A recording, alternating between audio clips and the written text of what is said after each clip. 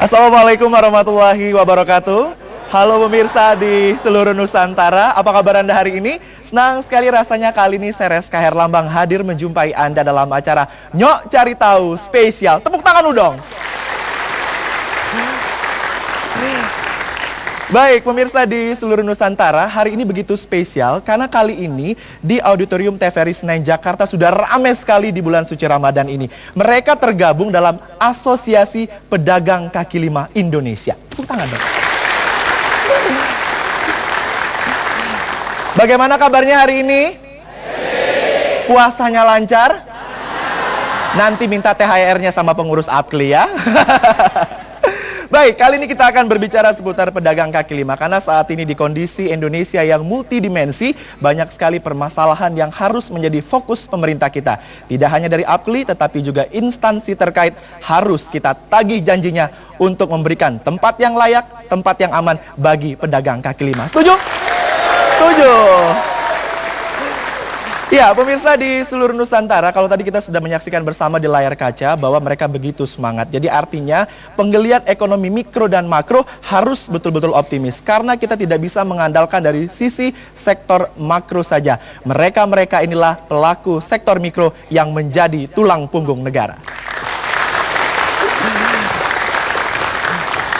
Baik, kalau tadi kita sudah dibuka dengan penampilan ondel-ondel, nanti kita juga akan berdiskusi dan berdialog. Kita juga akan mengetahui sebenarnya apa yang menjadi landasan dan sejarah berdirinya APKLI. Kita sebagai bangsa Indonesia sangat senang sekali karena melihat dengan kondisi pedagang kaki lima yang selama ini diuber-uber ya Pak ya? Dikejar-kejar ya Pak? Mudah-mudahan nanti tidak akan lagi terjadi adanya APKLI ini.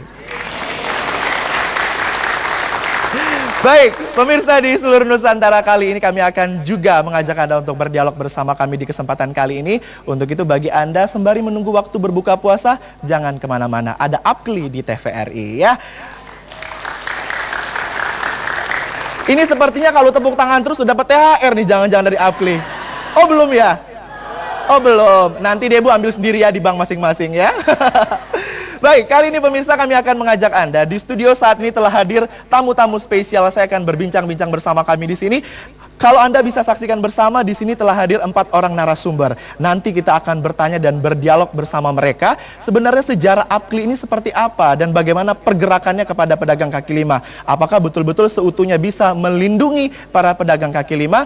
Namun berikut ini kami akan ajak Anda untuk menyaksikan prolog yang berikut ini.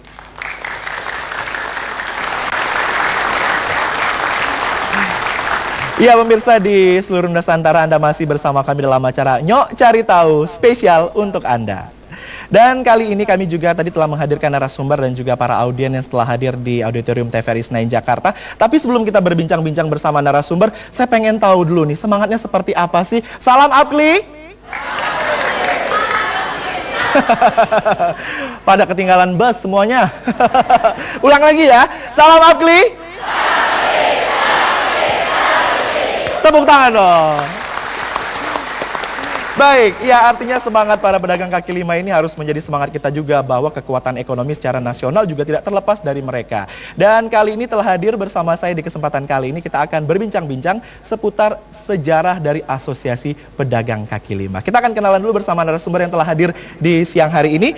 Telah hadir yakni yang terhormat Bapak Dr. Insinyur Heru Julianto Juwono MT selaku Ketua Umum Asosiasi Pedagang Kaki Lima Indonesia.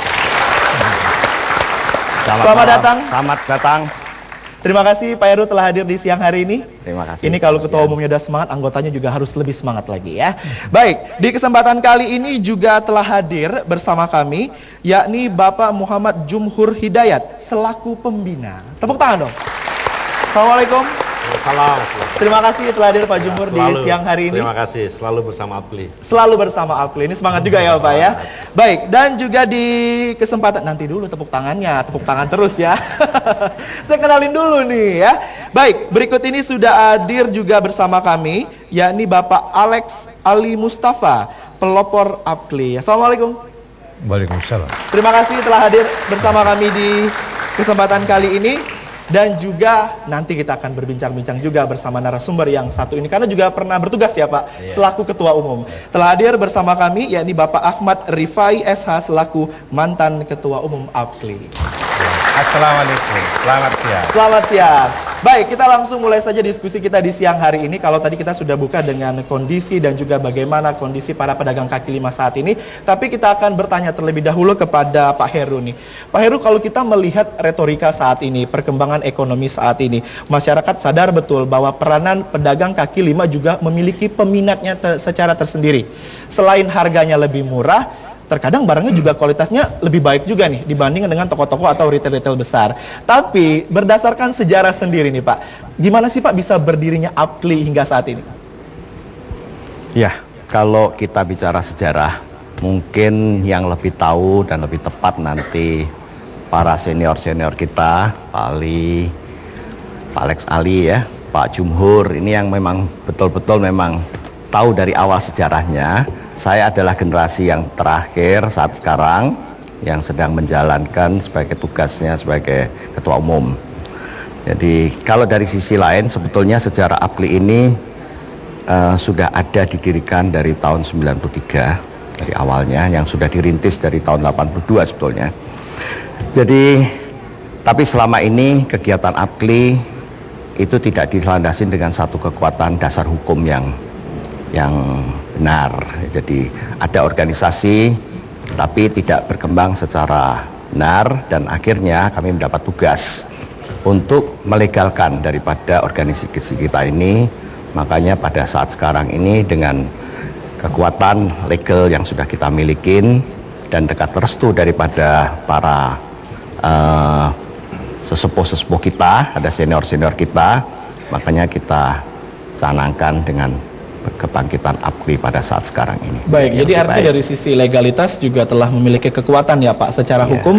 Artinya organisasi ini bisa mampu memberikan sumbangsi sarannya, terutama kondisi dan keadaan dari para pedagang kaki lima kita. Betul. Baik, kita ke Pak Jumhur lebih dahulu. Pak Jumhur, tadi kalau kita melihat apa yang disampaikan Pak Heru bahwa ternyata dari sisi legalitas sudah kita terima atau kita pegang hingga saat ini sebagai kekuatan hukum. Tetapi dari awal berdirinya hingga saat ini sebenarnya apa sih tantangan yang paling radikal dalam organisasi ini sendiri? Jadi gini ya,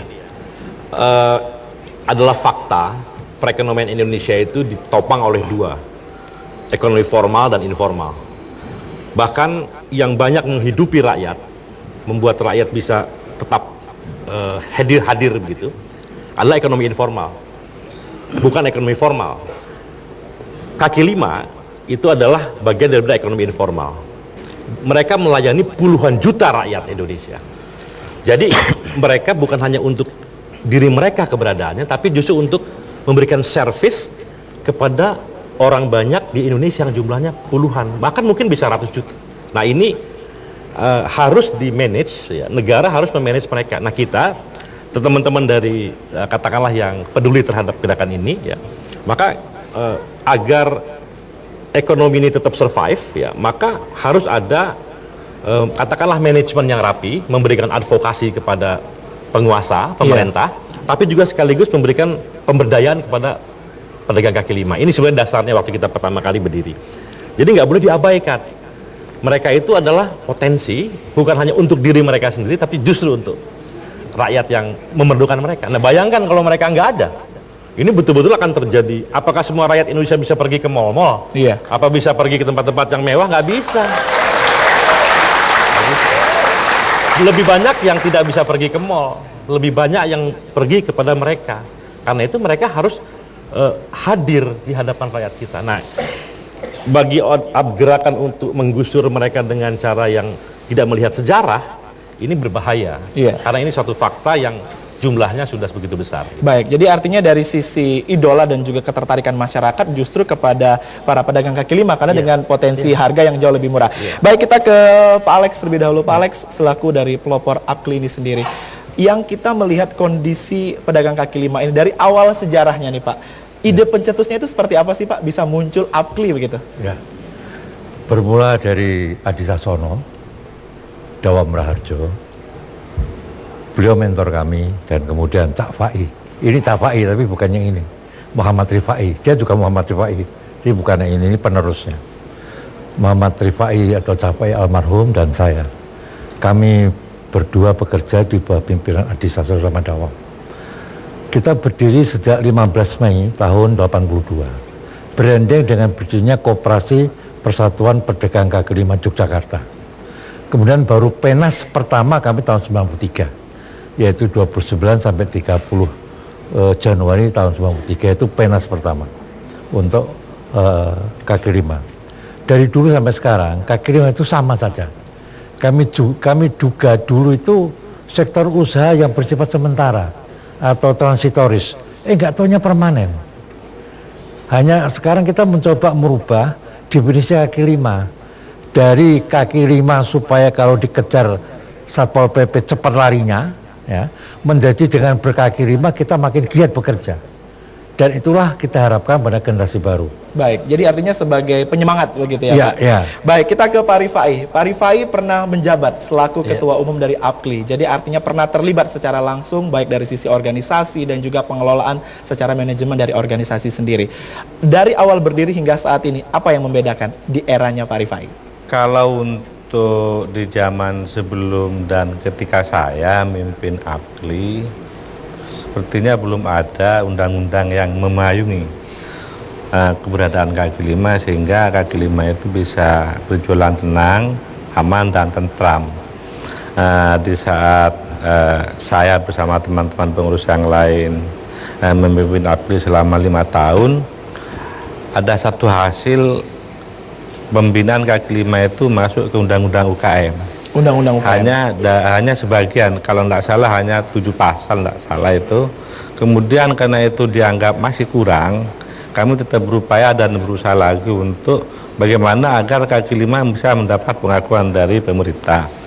Kemudian selanjutnya setelah adakan pendekatan dan lain sebagainya, keluarlah SKB 3 Menteri, dalam hal ini adalah Mendagri, kemudian Menteri Perdagangan dan Menteri Koperasi. Itu pun masih belum cukup. Dalam perjuangan kami tidak berhenti sampai di sana. Akhirnya keluar keputusan menteri. Dari hasil keputusan menteri itu pun juga masih belum memuaskan bagi teman-teman pedagang kaki lima yang ada di seluruh Indonesia. Kita berupaya lagi, alhamdulillah sekarang kaki lima sudah mempunyai payung hukum yang namanya Peraturan Presiden nomor 125 tahun 2012 yang sampai dengan hari ini sosialisasi daripada Perpres itu sendiri masih belum berjalan. Baik, kita kembali ke Pak Heru. Pak Heru, kita juga menghargai pencapaian-pencapaian yang telah dilakukan APKLI. APKLI saat ini sudah begitu familiar di masyarakat bahwa ternyata pedagang kaki lima ini juga punya asosiasi, Pak. Artinya punya perkumpulan untuk menyuarakan suara mereka. Sejauh ini apa yang ingin diinginkan dari Pak Heru dan rekan-rekan berangkat dari sejarahnya dari dulu hingga saat ini? Baik, jadi kami dari asosiasi mengharapkan sebagai jembatan. Ya. Di sisi lain, kami harus bisa menaungin para anggota-anggota APKLI dan kita dikenal oleh anggota kita yang selama ini sebetulnya belum banyak dikenal. Jadi peradaannya asosiasi, tapi melalui forum ini kami harapkan seluruh komponen pedagang kaki lima di seluruh Indonesia bisa kita tata dengan benar. Pertama, kita harus mengadakan satu pendataan, ya. Berikutnya ada kita hubungkan dengan satu pemerintah daerah yang terkait dalam hal ini untuk bisa saling mengadakan satu sinergi sehingga pemerintah daerah tidak hanya sekedar berkeluh kesah untuk menggusur mereka, tapi di sisi lain dari anggota APKLI sendiri, dari para pedagang ini pun juga harus bisa membenahkan diri supaya ada satu sinkronisasi di sini. Baik, itu yang paling penting, sinkronisasi. Tepuk tangan dulu dong untuk narasumber kita.